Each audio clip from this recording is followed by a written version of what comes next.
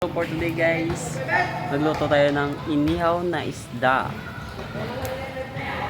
Ito guys oh, inihaw na bukaw. So guys, tara let's go.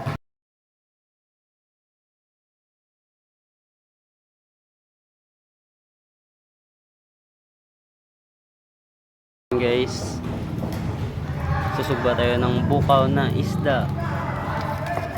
Guys, ang bango guys. Tingnan nyo naman, manamis na miss. Yan guys. Sobrang lutong. Yan guys. Bukaw na isda. Masarap yan guys. Oh, wow. Yan guys.